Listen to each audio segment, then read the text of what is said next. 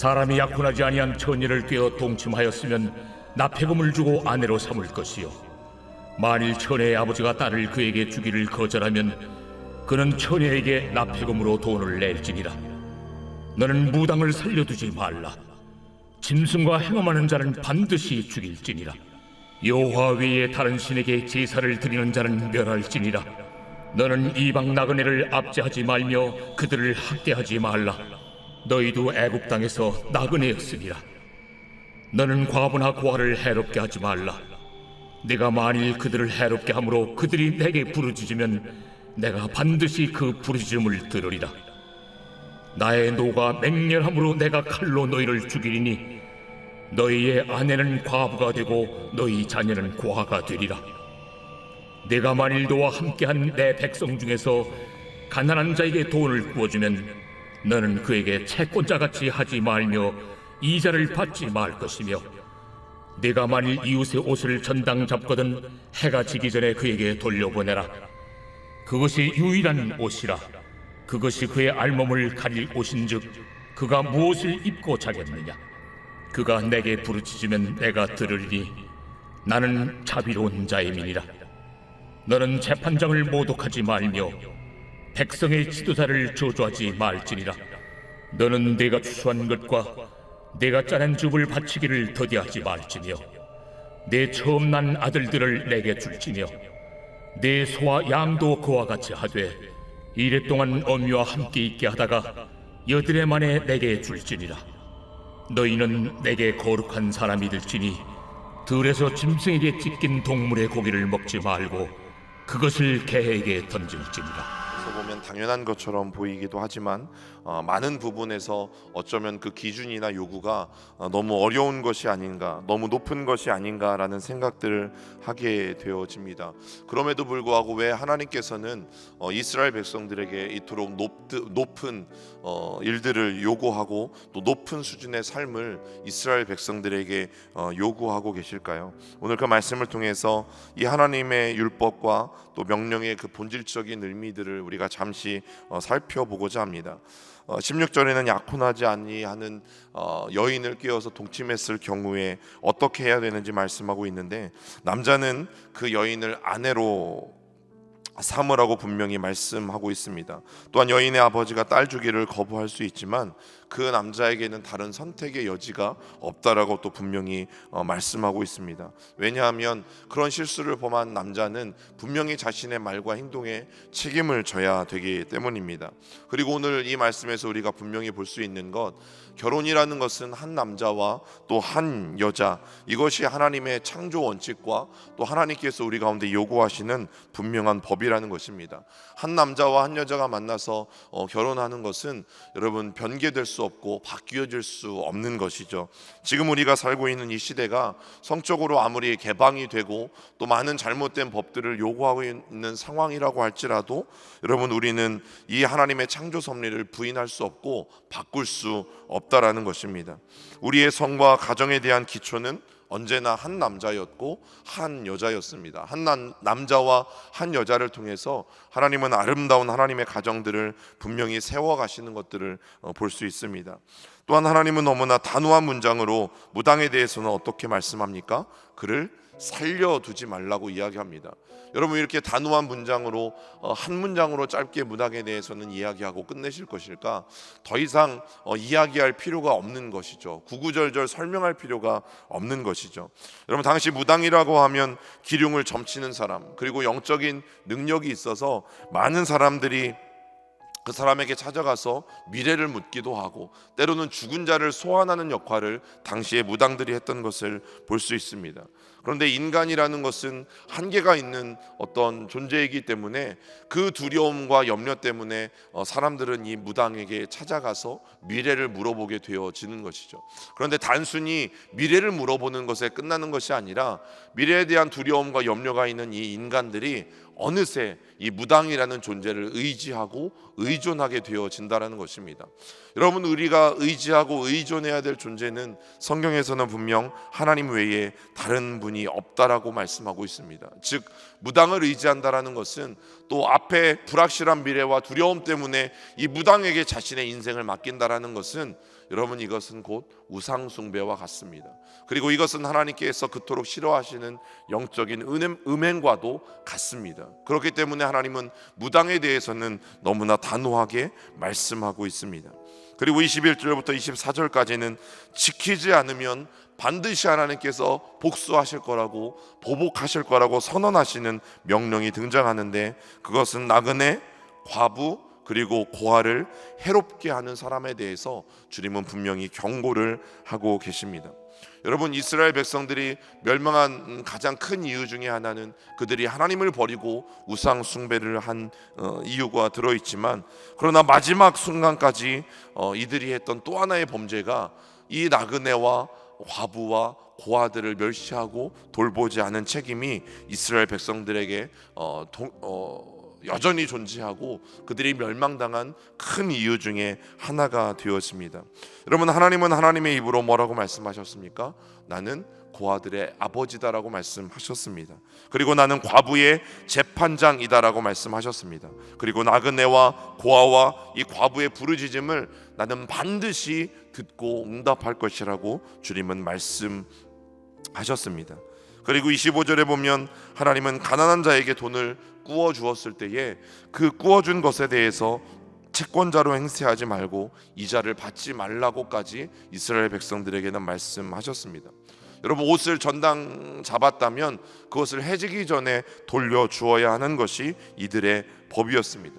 여러분, 만약에 누군가가 돈을 꾸고 갚지 않으면 그것을 빨리 갚으라고 이야기하는 것은 당연한 것이죠. 또 그 사람이 돈을 갚지 못할 것을 대비해서 어떤 물건이든 어떤 것이든 그것을 담보로 잡고 있는 것은 너무나 당연한 이치이죠.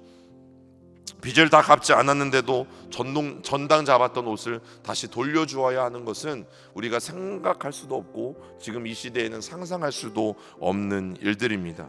정말 상식적으로 말이 안 되는 명령을 주님은 하고 계십니다. 그러나 말이 되는 이유가 분명히 27절에 있습니다. 우리 27절 말씀을 같이 읽어봅니다.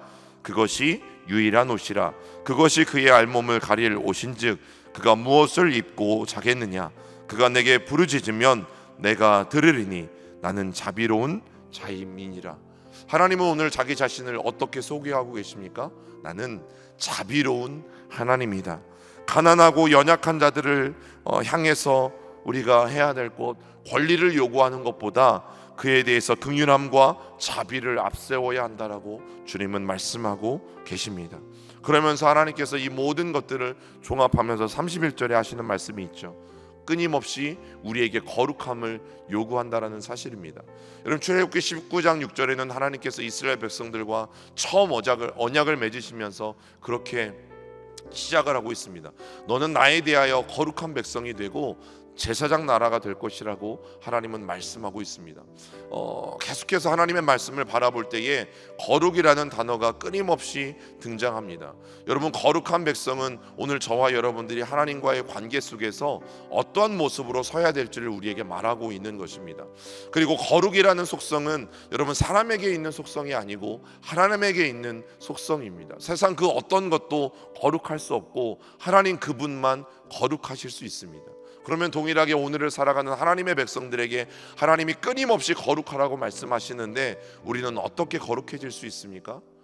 하나님 그분이 저와 여러분들 안에 거하시는 한 우리는 거룩해질 수 있습니다. 하나님이 나와 함께하지 않으시면 우리는 그 순간 거룩을 잃어버릴 수밖에 없는 존재입니다. 그래서 하나님은 너와 나 사이에 너희는 거룩한 백성이 되어야 한다라고 말씀하고 있습니다. 그리고 두 번째 하나님께서 말씀하시는 것이 무엇이냐면 제사장 나라입니다.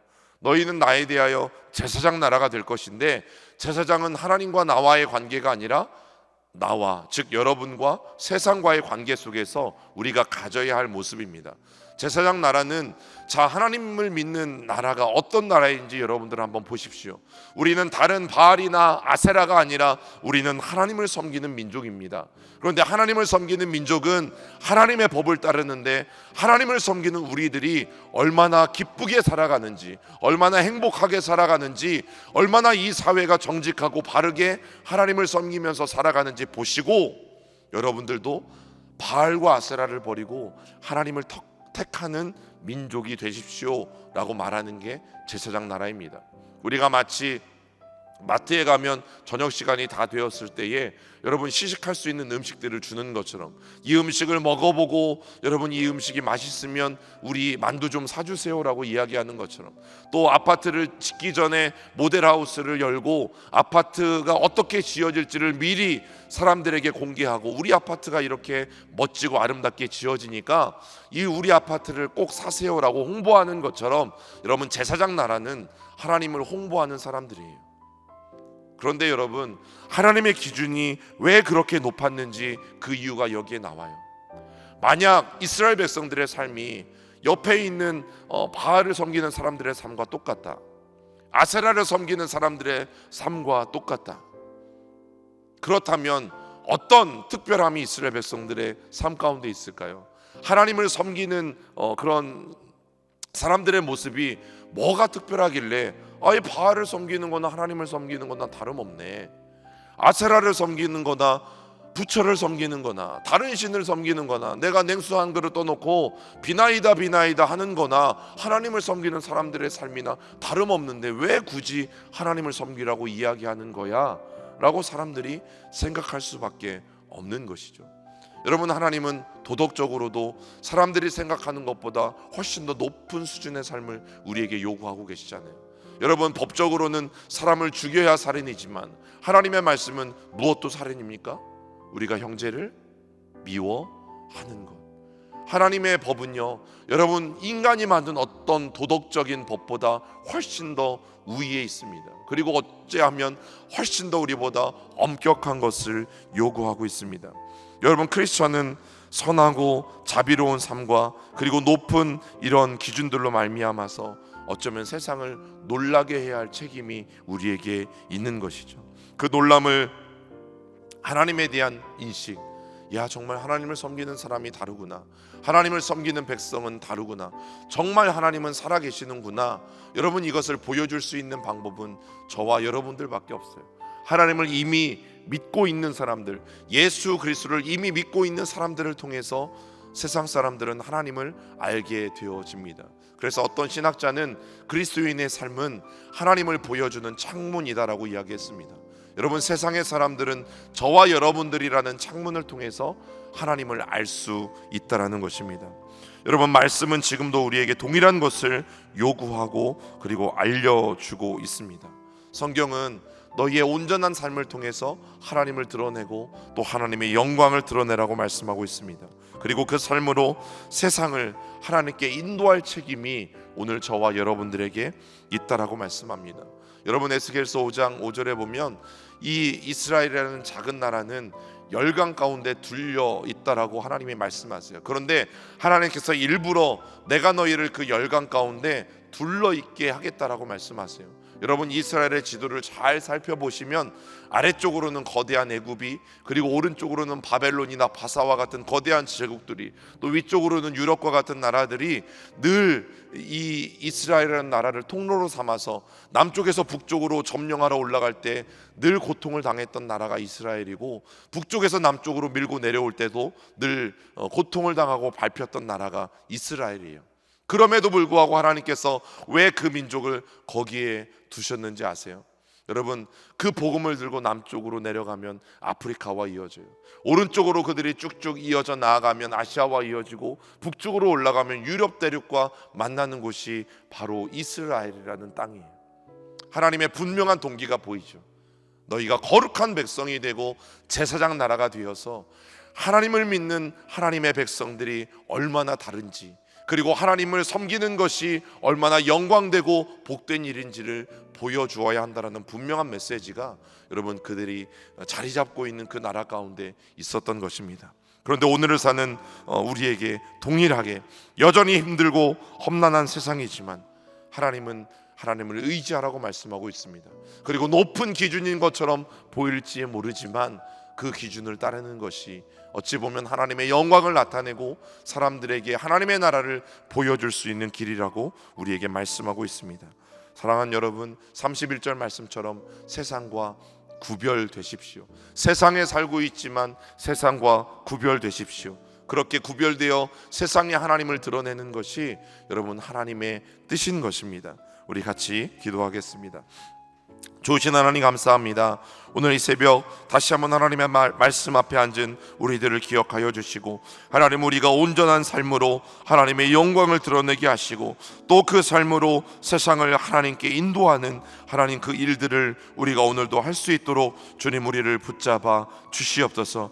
하나님 우리가 하나님의 말씀에 순종하는 삶으로 하나님의 거룩함을 닮아가게 하시고, 하나님의 말씀에 순종하는 삶으로 세상에 하나님의 나라와 그리고 하나님을 드러낼 수 있기를 간절히 소망하오니, 하나님 거룩한 백성으로 제사장 나라로 서서 하나님의 사명을 온전히 감당하는 하루가 될 수 있도록 우리 모두를 인도하여 주시옵소서. 오늘 이 새벽도 주님 앞에 가지고 나온 기도의 제목들이 있습니다. 오늘 하나님 앞에 아뢰며 나갈 때에 우리 아버지 하나님 선하게 응답하여 주시고, 하나님의 백성들의 기도를 듣고 계신, 하나님의 신음소리와 그 억울함과 간구함을 듣고 계신 그 하나님을 오늘도 경험하는 이 귀한 새벽이 될 수 있도록 인도하여 주옵소서. 예수님의 이름으로 기도드립니다. 아멘.